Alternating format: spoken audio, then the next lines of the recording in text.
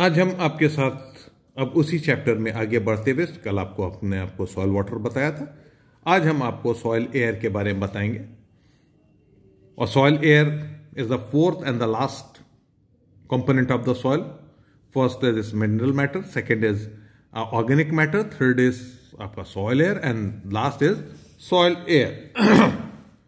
Soil water I have taught you yesterday, and today I am going to teach you soil air. A part of the soil volume that is not occupied by soil particles, known as pore space, is filled partly with the soil water and partly with the soil air. As the pore space is occupied by both water and air, volume of air varies inversely with that of water. As the moisture content of soil increases, the soil air content decreases, and vice versa. The soil air content contains a number of gases that are nitrogen, oxygen, carbon dioxide, and water vapor. Soil air differs from the atmosphere in several respects. First, soil air contains much greater proportion of carbon dioxide and lesser amount of oxygen than atmosphere air. Second, soil air has higher moisture content than the atmosphere.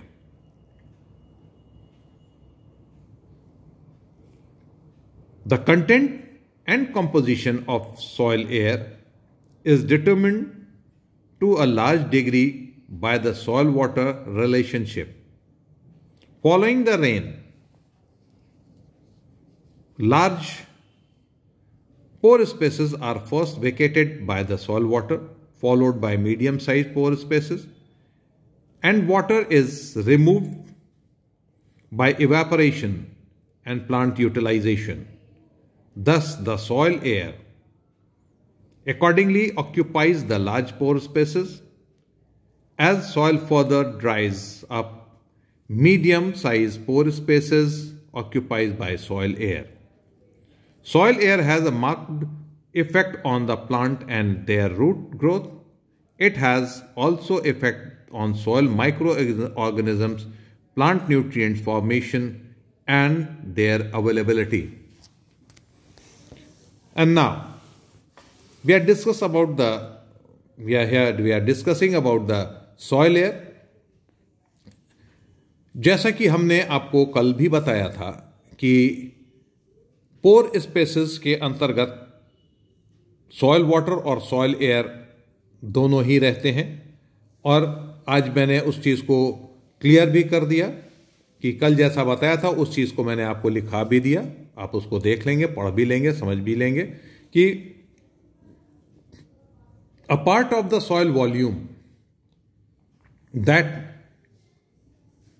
is not occupied by soil particles, वो soil volume जो कि soil particles के द्वारा नहीं घेरा गया हो, वो पोर स्पेस कहलाता है। सीधी सी बात यह कि चार गोल गोले आप आपस में जोड़ करके ऊपर नीचे करके बनाएंगे। मैंने आपको क्लास में बना करके भी दिखाया था कि उस तरीके से जब बनाएंगे तो बीच का स्पेस खाली रह जाएगा। जितने बड़े पोर मतलब जितने बड़े पार्टिकल्स होंगे उतना बड़ा पोर स्पेस होगा, जितने महीन पार्टिकल्स होंगे उतना महीन पोर स्पेस होगा। ये मैंने दोनों चीजें आपको करके क्लास में दिखाई थी। तो उन पोर स्पेसेस के अंतर्गत ये जो है हवा और पानी, ये कुछ भाग हवा का और कुछ भाग पानी का उस पोर स्पेस के अंदर रहता है।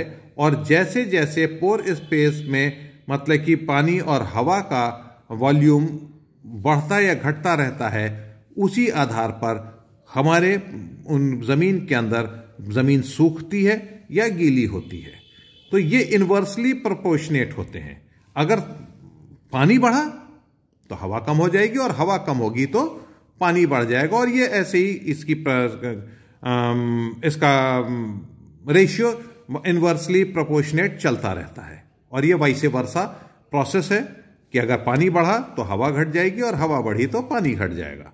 और अगर इसमें हवा की बारे में बात कर रहे हैं तो हवा पहला तो यह है कि पोर स्पेसेस में पाई जाती हैं, और दूसरी चीज एक इंपॉर्टेंट है वो कि हवा जो है वो जो एटमॉस्फेयर में हवा है और जो जमीन के अंदर हवा है उन दोनों में अंतर पाया जाता है। दोनों ही हवाओं में अंतर होता है, और उसके उन हवाओं जो जमीन के अंदर हवाएं होती हैं उसके अंदर नाइट्रोजन भी होता है, ऑक्सीजन है, कार्बन डाइऑक्साइड है, वाटर जो वेपर्स हैं, पानी की वाष्प है, वो सब चीजें जो हैं वो उसमें पाई जाती हैं जमीन के अंदर।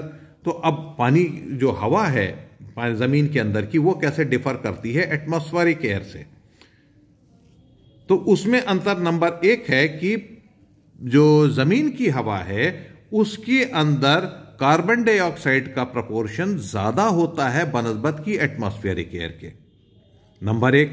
नंबर दो, आपका क्या होता है कि सॉइल एयर का जो मॉइस्चर परसेंटेज है वो हायर होता है, वो अधिक होता है। मृदा के अंदर नमी ज्यादा पाई जाती है बनस्बत की एटमॉस्फेयर के।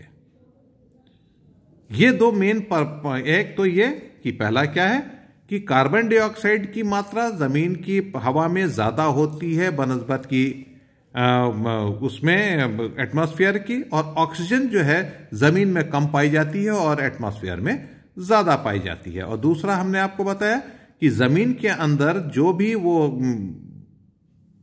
क्या कहते हैं मॉइस्चर कंटेंट है, जमीन के अंदर moisture content higher than the atmospheric air. यह हमने आपको दो अंतर बताया। उसके साथ ही साथ अब जो ये कंटेंट जो है और कॉम्पोजिशन होते हैं सॉइल एयर के, ये डिपेंड करते हैं लार्ज डिग्री और smaller degree of pore space. जितने बड़े पोर स्पेस होंगे उतना ज्यादा पानी होगा, लेकिन जितना ज्यादा पानी होगा उतनी तेजी से वो इवेपोरेट होंगे और यूटिलाइज्ड बाय द प्लांट्स। तो जैसे बड़ा पोर स्पेस होगा उतने ही तेजी से वो पोर स्पेस खाली भी होगा, इवेपोरेशन उसमें ज्यादा तेज होगा, पानी पौधों के द्वारा तेजी से साथ अपने अंदर लिया जाएगा। तो पहले बड़े स्पेस भरे भी जाते हैं, फिर छोटे पे स्पेस भरे जाएंगे, फिर बड़े स्पेस खाली भी होंगे और वहां एयर आ जाएगी, और उस तरीके से ये वैसे वर्षा प्रोसेस चलता रहता है। और पहले खाली होने वाले आपके बड़े पोर स्पेस, उसके बाद फिर मीडियम, और उसके बाद फिर आपके स्मॉल पोर स्पेसेस होते हैं। और इनका जो है असर, इनका प्रभाव दिखाई देता है काहे पर, प्लांट और उसकी रूट ग्रोथ के ऊपर, और साथ ही साथ सॉइल माइक्रो ऑर्गेनिजम्स के ऊपर, और प्लांट न्यूट्रिएंट्स फॉर्मेशन और उनकी अवेलेबिलिटी के ऊपर इस सॉइल एयर का इफेक्ट दिखाई देता है कि हाँ ये हमको अगर ओवर आपकी पानी से भरी हुई वो हुई या जमीन हुई तो और उसमें सॉइल एयर की कमी है तो वहां पर आपकी ग्रोथ हैम्पर करेगी, रुक जाएगी, ग्रोथ चेक हो जाएगी। तो प्रॉपर हवा भी चाहिए, प्रॉपर पानी भी चाहिए। ये आपके चारों आपके कंपोनेंट्स के बारे में हमने आपको बता दिया। अब आगे का क्लास कल हम